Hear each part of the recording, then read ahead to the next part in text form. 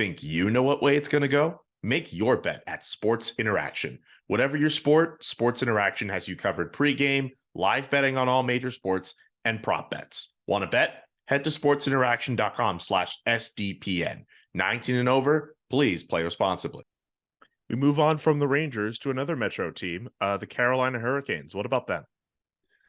Well, unfortunately for them, of course, they're still processing the news that Max Pacioretty's done for the season after suffering another Achilles injury. I think that can and will factor into what they're doing in terms of their group. Carolina is just such a smart team, right? And they don't make traditional type of trades, and I say that as a compliment because I think that they have a creative front office, and they just rarely make what you would call a mistake from the outside.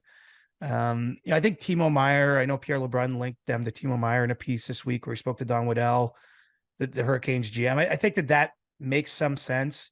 What remains to be seen about Meier, and I guess we'll blend the big board and this because it's all linked together.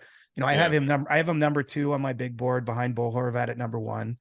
And what's interesting about Meier's case in particular is he's a restricted free agent. He's not a pure rental, but you'd have to extend him a qualifying offer of $10 million for next season to retain his rights for next year, which is a big chunk to swallow. I mean, we can argue if he's worth it or not. I don't think he's necessarily that far off that kind of player, but it remains to be seen if the Sharks will give teams that are serious about Meier the chance to talk to his agent Claude Lemieux to negotiate an extension as part of that deal. I think Carolina, if we're cooking this up, I could see them and it's still an if, but if they get a chance to talk, if he's interested in signing there, if they can make a deal that makes sense, I think that trade becomes very possible.